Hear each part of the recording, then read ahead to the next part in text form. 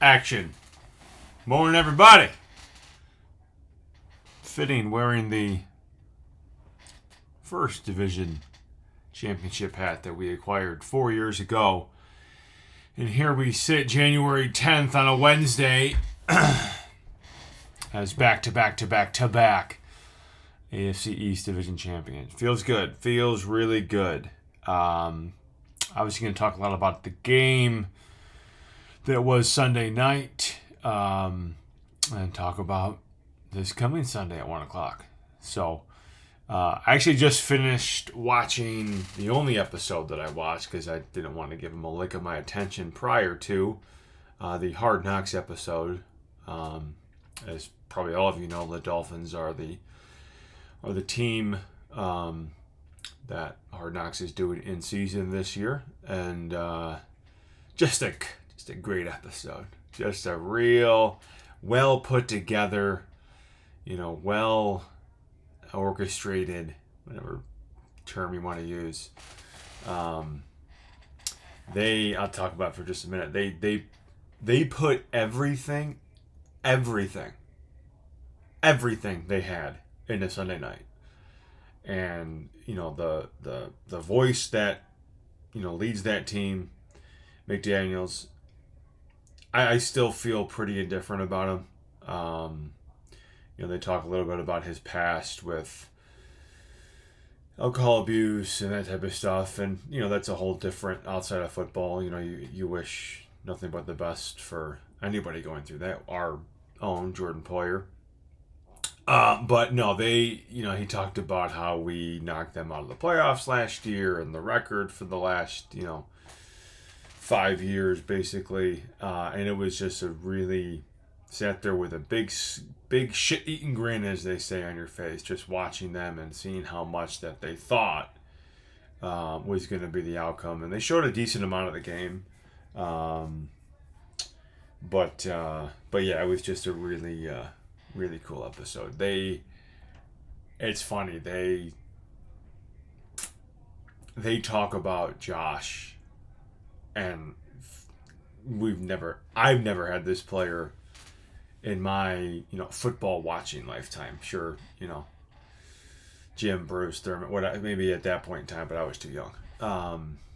They talk about Josh like he's this just unstoppable force. And why shouldn't they? Because when Josh plays against Miami, it's usually, win Buffalo. Excuse me. So, just really cool. Highly advised, as my big dog says in here, saying hello. You're good, Bob. Go lay down. Yeah, just highly advise you to watch it. It's like 45, 50 minutes, something like that. So, nevertheless, the game, yeah. So, first half, well, take a step back here. Kudos to the now fired Mike Vrabel, who I've always had nothing but bad things to say about. The Tennessee Titans pulled one off there at 1 o'clock on Sunday afternoon for us. Maybe, pulling back some of the stress level or the anxiety that would have been Sunday night if they didn't win. So, hey, good on you. Appreciate you. Good send-off for you, Mike. So, yeah, who knows? You don't know. Nobody knows. I know Nick Wright thinks that the game would have went completely different had Buffalo not know that they were already in a playoff spot.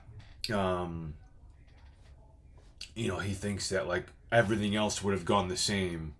Every play would have been called the same if Buffalo wasn't in a spot already.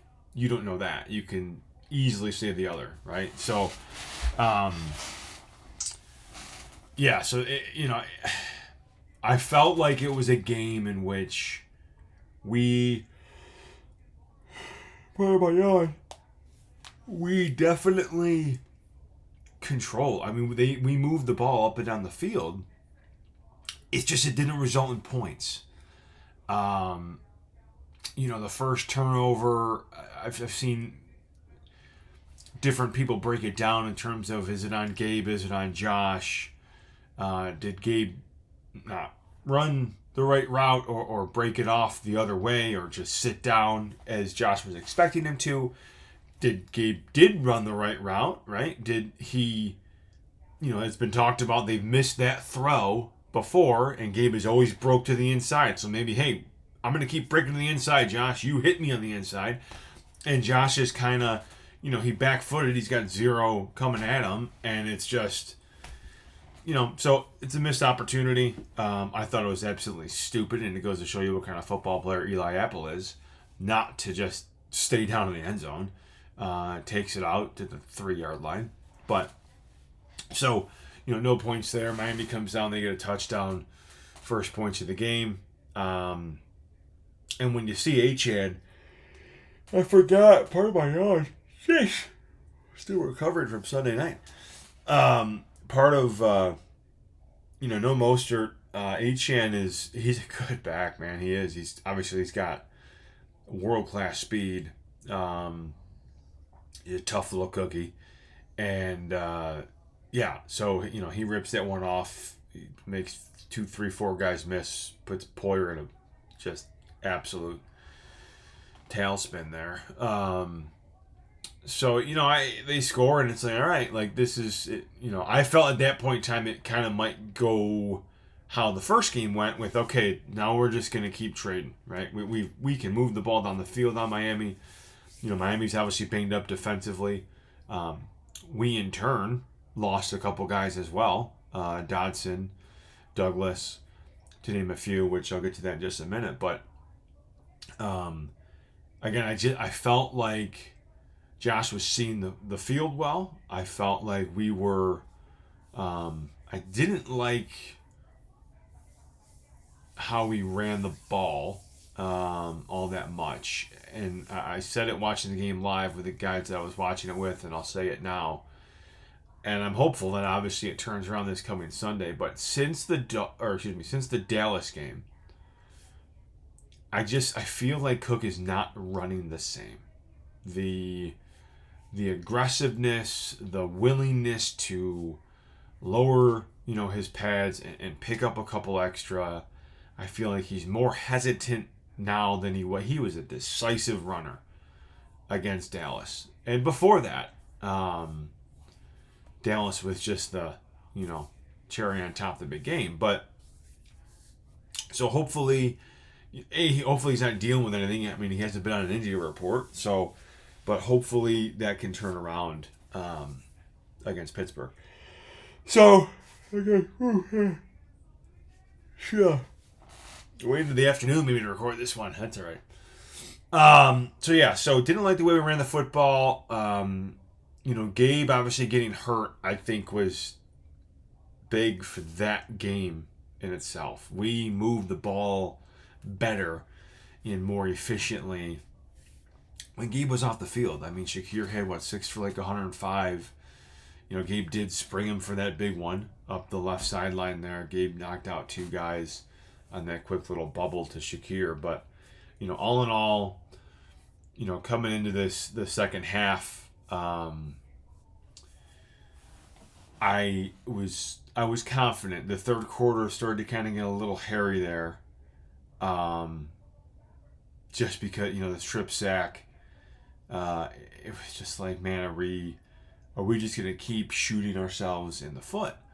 And just beat ourselves. And like Josh said, obviously post-game, Josh was the only one beating Josh. Miami wasn't beating Josh. It was a great play by Wilkins. And let's kind of clean this play up a little bit here for just a second. Why in God's green earth? And I'm a huge Osiris Torrance fan. I mean, people that know me know. In that moment, why are we on third down? Why are we letting Torrance go one-on-one against their best defensive lineman and doubling Seiler, pushing Morris to help McGovern? That should be opposite. Let Seiler make a play against McGovern, who's one of the better pass-blocking guards in the league, but also has more experience. He's a 4-year or 5-year player now. Or 4-year player, 5-year player, whatever. He's been in the league a lot longer than Torrance has. So, like, that was just a complete mess. A complete mess. And I don't know if that's a Cromer / Brady thing or whatnot. That's just, or a pass blocking, concept thing. That has to change. That has to change. When Hayward's in front of you, come this Sunday, I sure as fucking hope that he's the one that gets double teamed. And not Keanu Benton or I don't even know who the other D tackle is for Pittsburgh. Nevertheless, so that play happens and it's like, all right, like it's one of those things where it's like when I felt like once we tied it, then it's kind of like one of those, okay, here we go. And I've been very critical of Deontay Hardy all year. I think just from a return standpoint, he's supposed to be, a near Pro Bowl. I think he has been a Pro Bowl returner before. Has he? They said in the telecast. Maybe that's not true, but he's supposed to be an above average returner. And we really haven't seen it all year. I mean, it's to the point where he didn't return kicks. He's just punt. So, he's running down, and I'm like, just please, just don't drop the football. He lets up, kudos Puna Ford blocking the punter. He lets up around like the 25-20 yard line. He kicks it out of fifth gear and goes into like 3.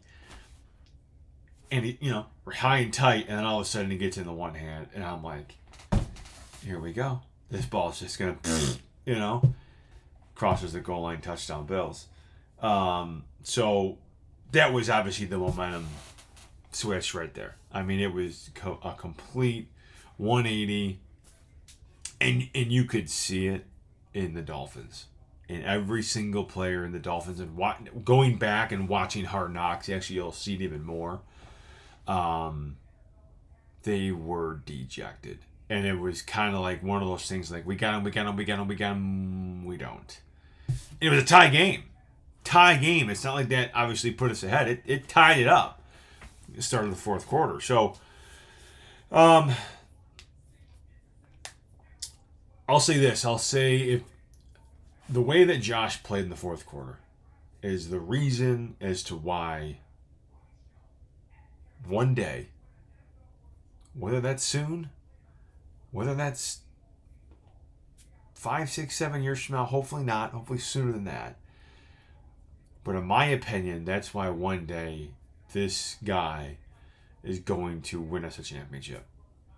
He just has this ability, and you've seen it in these games, that he can just put the entire team on his back and just make these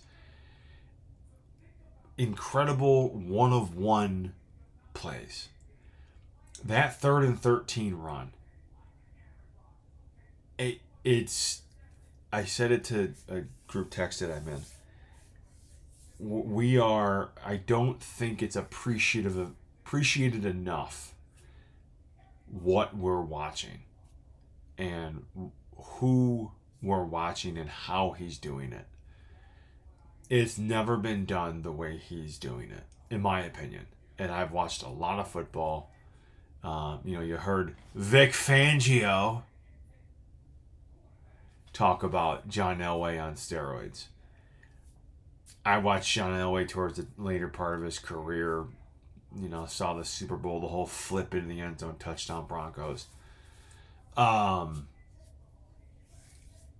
There's just not a guy when he's in that moment and when he's in that mental state.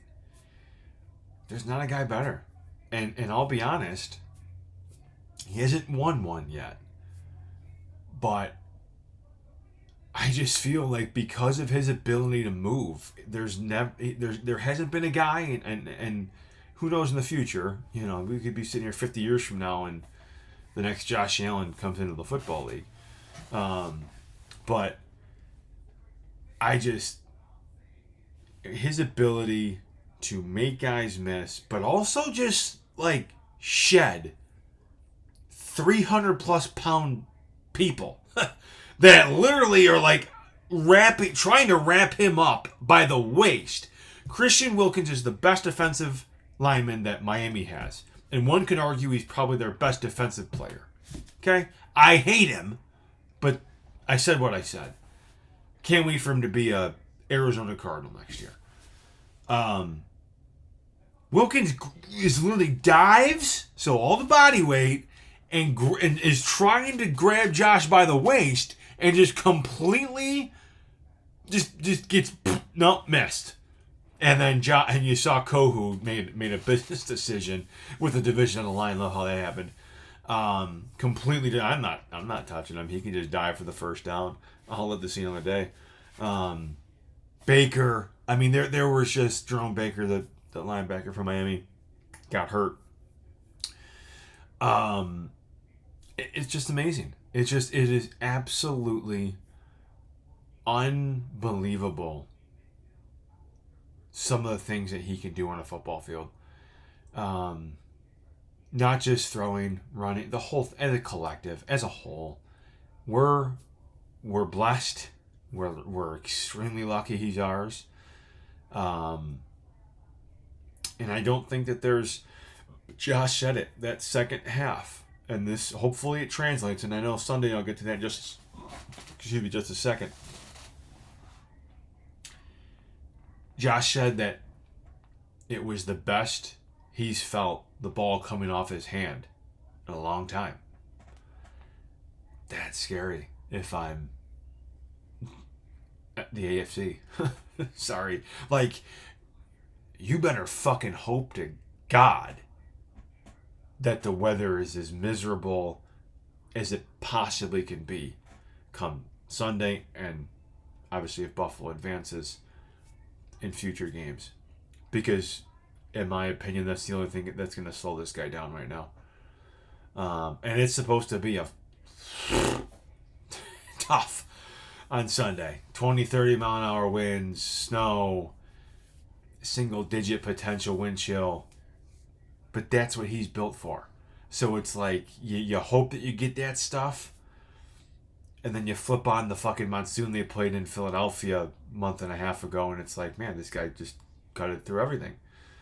So we'll get to Pittsburgh in just a minute. But wrapping up here on the Miami game and our fourth consecutive division championship. Wasn't the path that we all thought it was going to go, but the result is there. And my hat is on order. We will be upgrading. Actually, I think it's shipped today, actually. So, who knows? We'll toss it on Sunday. Real quick, 475 yards of offense against the Vic Fangio defense. Stop me if you've heard that one before. Just another crackerjack job by one of the most overrated coaches in my lifetime.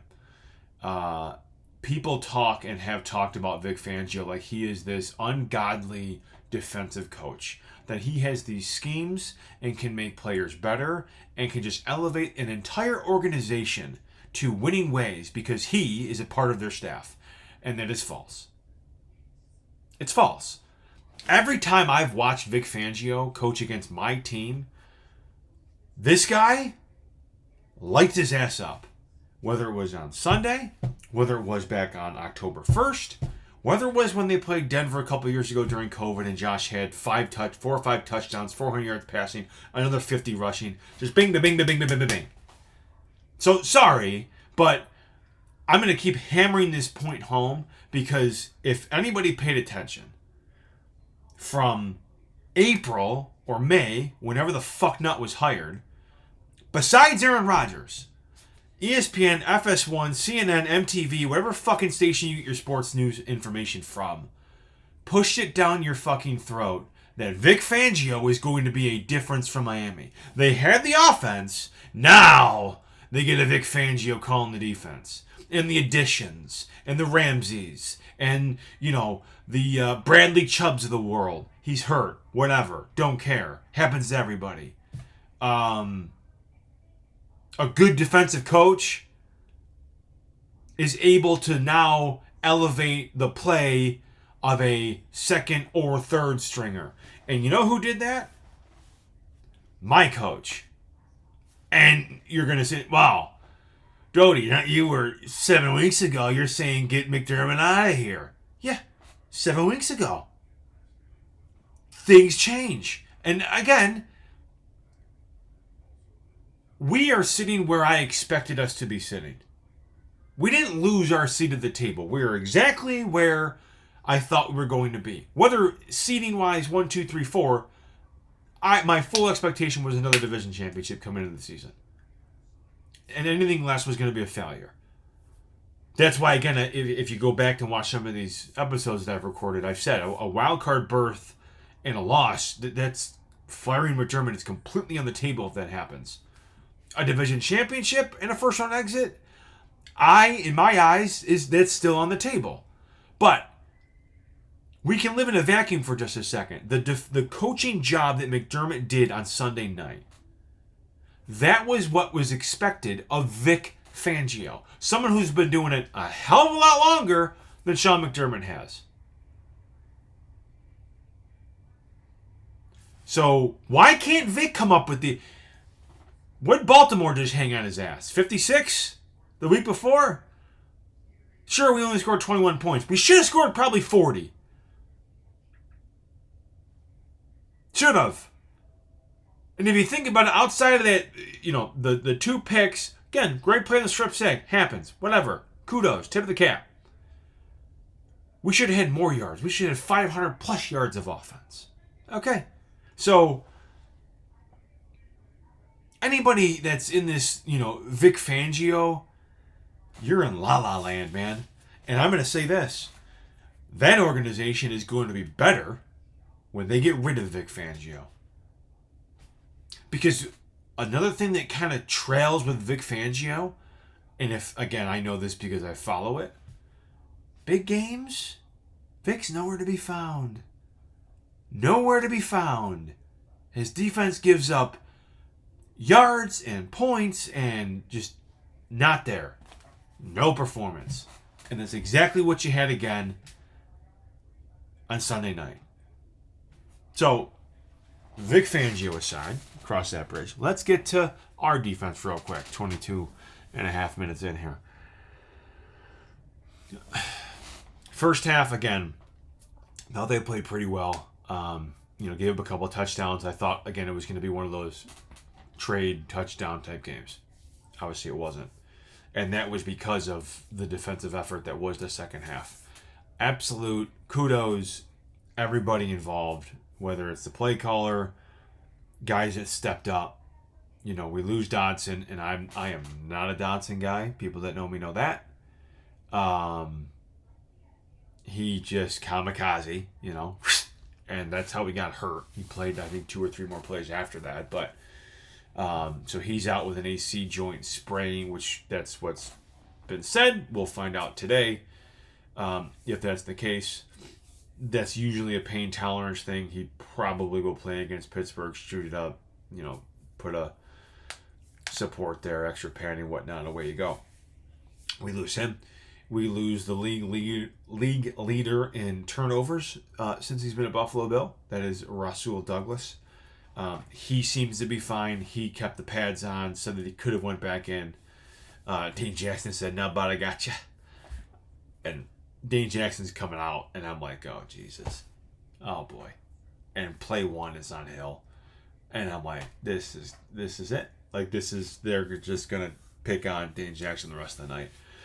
And they did a lot, actually. And Dane, again, tip of the cap. Like I just said, a lot of guys stepped up. And Dane Jackson was one of those guys. He got the penalty against Cedric Wilson's catch. He still caught it, so it didn't matter.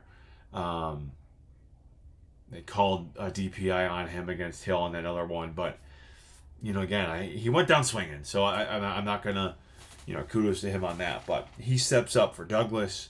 Balen Spector steps up for Dodson. Look, Spector comes in and it's like, man, here we go. Like they're just gonna put H-in on him 1-on-1 and just he's not gonna be able to. And he did. He played a really strong second half. Made a couple good run stops.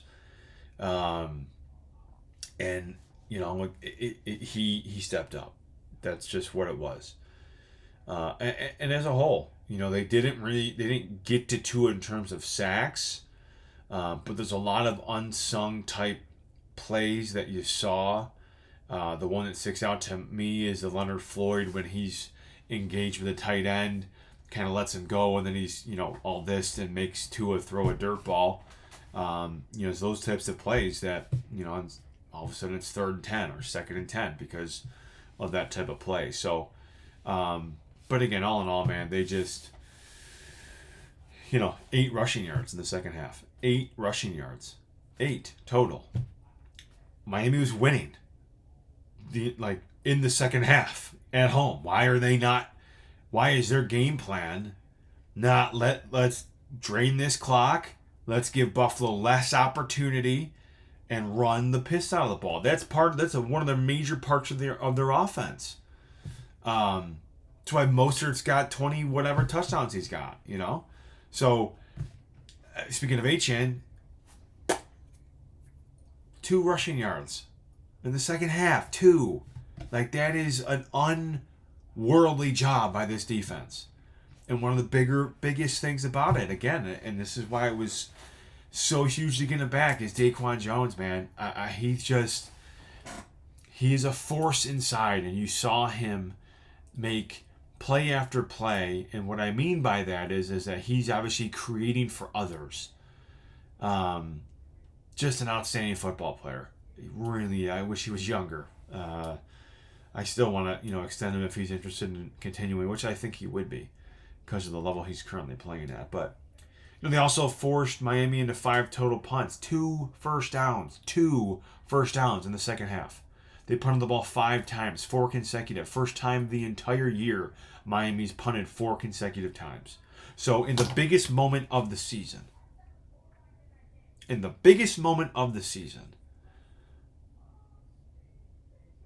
our defense stepped up and made plays. Miami's defense, led by Vic Fangio, didn't. I also am thrilled with the aggressiveness that McDermott had, especially in that fourth quarter. Go win the game. They went for a 4th and 1 on their own 35-yard line. And they got it. Go win the game. I love the back-to-back. They missed it by this much. That much. Yeah, it would have been a first down. Game was over. I love that. Miami doesn't have timeouts. If you turn the ball over, you turn the ball over. If they come down and score a touchdown, you're probably going to go to overtime. And so be it. But I love that aggressiveness. That has to stay moving forward into the playoffs against every single opponent. Not just Pittsburgh, because it's Pittsburgh this week. So, all in all, as they say, hats and t-shirts. It's great to get them. We want more. Wet my whistle here for a second. Where am I? We're just under 30. Nice. So, a little breezy outside. Sunday's going to be a peach, huh? Whew, man. I'm thrilled we're not playing on Saturday, let me tell you that. Just a couple of reasons. From just a health standpoint, normal-ish week, slightly short week, slightly playing on Sunday night, and then playing at 1 o'clock the following Sunday. But Saturday's weather in Buffalo, in Orchard Park, New York, if Sunday's going to be not great, it's going to be downright horrific on Saturday. I believe, do the forecast here for a second. Patrick Hammer.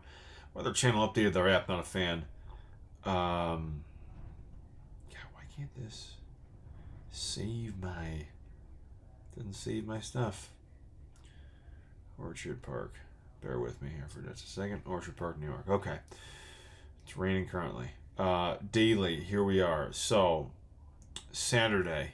Wind with periods of rain, snow in the morning, turn to snow afternoon. 1 to 3. Wind southwest, 25 to 35 miles an hour. That's Saturday. during the day. Night, right? About an inch of snow, 25 to 30. Wind gusts occasionally over 50 miles an hour. We're the Saturday night game? Whew, man, not good. Well, you see what the forecast is in Kansas City for Miami. And actually, let me finish the weather here for us, and I'll get to that. Sunday, snow showers. Low of 17, high of 24. 1 to 3 inches of snow expected. Winds west-southwest. Luckily, I'm on the west side of the stadium, so that'll be hitting my back, which is great. 10 to 20 miles an hour. Oh, excuse me, that's Sunday night. Let me go to the day. Windy with occasional snow showers, high 24, 20 to 30 miles an hour, snow 1 to 3 inches. So it's not going to be the snow, that's going to affect anything. Sure, there might be a little bit of snow on the field, but they're going to have that sucker cleaned off. It's going to be the wind. But again, that's why we got that guy. Because that's why we got this guy right here. Boom. NFL Blitz. I think that it's the game plan for us coming into Sunday is very simple.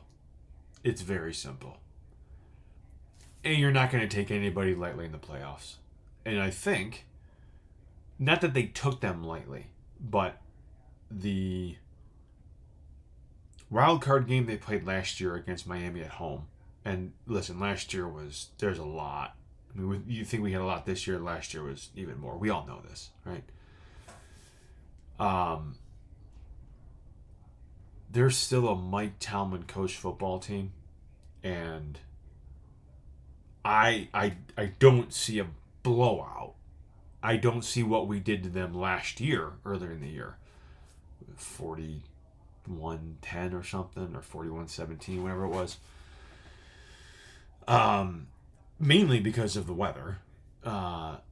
That's not to say that we're not going to be able to move the football, but we're not going to be able to do it, I think, how we did it against Miami. I'd be shocked. I wouldn't be shocked. I'd be surprised. Because nothing shocks me with 17. But the number one thing about this week and playing that team, TJ Watt less, rest up, get healthy, the whole thing, happens. It happens. We don't have a couple all-pros too, right? Is ball security. Ball security. If we don't turn the ball over on Sunday, we will win the game. It's that simple. It is that simple. If we don't turn the ball over, we will win the game. And I think I'm leaning a lot more towards fumbling and really not interceptions. Because, again, I think it's going to be a tough day to throw the ball. Do I think Josh can do it? Absolutely. But our running backs are the quarterback, obviously, because he's going to be a big part of the game running the ball, I think. James Cook, if Ty Johnson can clear concussion protocol. Leonard Fournette, if they have Murray also active. Again, I think this is a game where if you know you're going to be ground and pound, have all four active. Just be able to get fresh legs, especially later part of the game. If this is a close game, if it's if it's 17-13 in the fourth quarter or 13-10, something like that. Am I expecting that? No. Again, would I be surprised? Absolutely not. Pittsburgh just has a way of staying around in games. They just do, and it's frustrating. You think to yourself, they shouldn't be a playoff team, but they're here. And you got to respect the opponent. And they've been a different offense with Mason Rudolph. But it's ball security 1, and it's obviously trenches number 2. So, again, we need to full-on commit. This is a stack the box, man up on the outside, stack the box, and make them beat you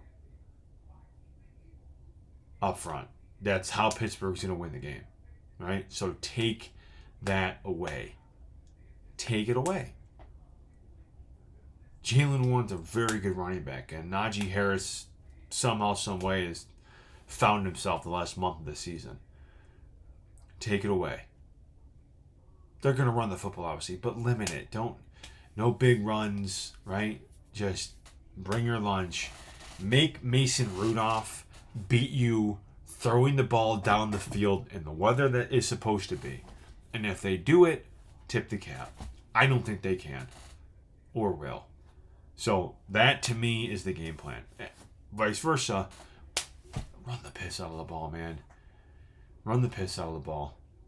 Pittsburgh's a good defense. They might be getting Minkah Fitzpatrick back, who's got a hammy and a knee. So, that's just one of these games. And they're not going to be fearful of the weather. They're used to it, obviously in Pittsburgh. So, run the football. Run the football decisively, James Cook. Decisively. Use your ability to make guys miss and stop stuttering. You can't do it in the snow. I mean, if you want to, you got to be able to just hit. I think that's why the addition of Leonard Fournette was huge.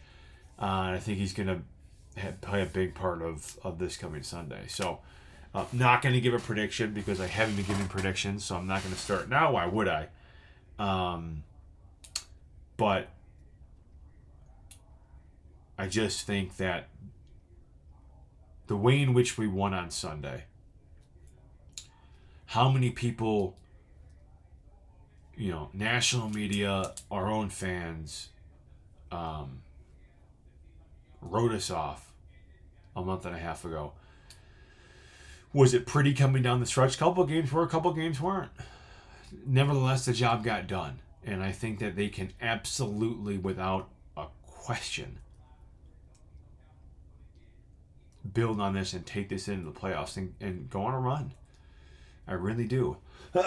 How this seeding is going to work, and that's why it was so huge, obviously winning and being the 2 seed and having a minimum of one home game, and obviously if you win that home game, you get another.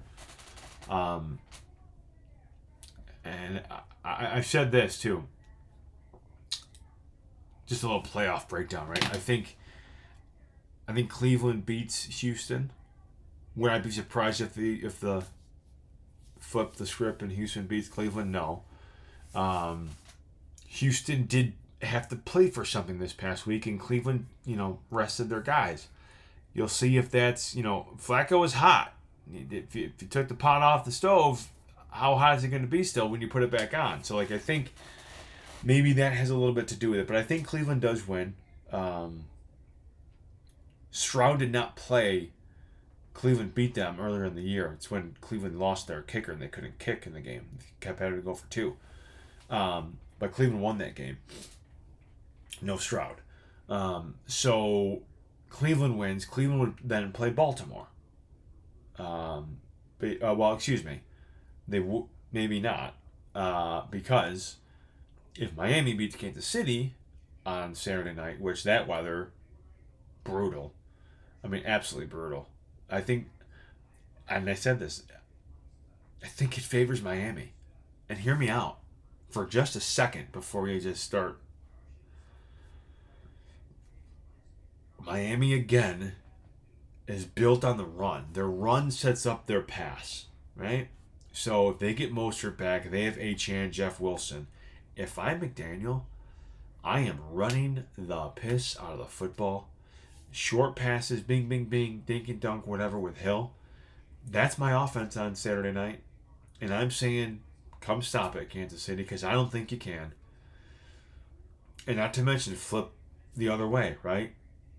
A frozen football and negative 10 wind chill. And now all of a sudden Kansas City is going to learn how to catch the football? Pacheco's banged up, bad shoulder. I would not be shocked if Miami wins that football game. And if they do, they go to Baltimore. And we would host Cleveland if we win. I'm not predicting us, like I said. we would host Cleveland if we win. If Houston wins, and if Miami wins, Miami's playing Baltimore. That's it. Houston wins, and Miami wins, we play Houston. If Cleveland wins and Miami wins, we would play Cleveland. If Kansas City wins and Cleveland wins, we play Kansas City if we win. So, whatever path you think is of least resistant, if you will, I'm not afraid of anybody in our conference. I'm not. Because I saw how my quarterback played in the fourth quarter, second half of the Dolphins game. And I think that we're going to get that guy this coming Sunday. I think we're going to get that guy, Lord willing, we keep winning football games. So, going back to Miami, I feel, they've lost two massive games the last 2 weeks, us in Baltimore. And I think that no one's going to give them a shot on Saturday night. And mainly because of the weather. Because, again, Kansas City's not, they're not playing Kansas City Chief football, and they haven't really all year. I know Kansas City won in Germany when they played Miami. I think that was 21-14. So, just sneaky suspicion that Miami gives Kansas City a game, and I'll go out and let Miami wins the football game. How does that sound? How does that sound? So, Miami beats Kansas City.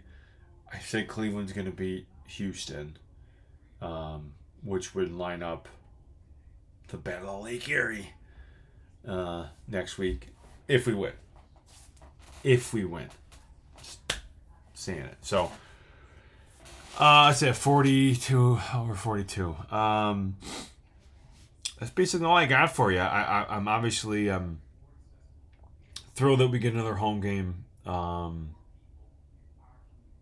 I almost wish that the weather wasn't going to be a factor on Sunday, because if it wasn't, not that I am not 100% confident, but I would, if it was going to be a 40-degree day, even a 25-degree day, but no wind and no, snow, I'm not really too concerned about the snow.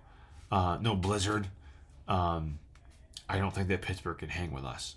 I think that it levels the playing field a little bit. It certainly does.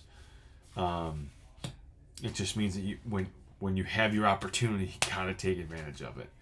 When you're able to hit that big 30-40 yard pass, you have to hit that, right? So, see what happens. We'll be there, loud and proud as we always are. Maybe even a little bit more loud this coming. Might not be able to hear because of the wind. But yeah, so go Bills, and hopefully we're sitting here next week talking about another game, talking about another opponent. Until then, we'll catch you then. See ya.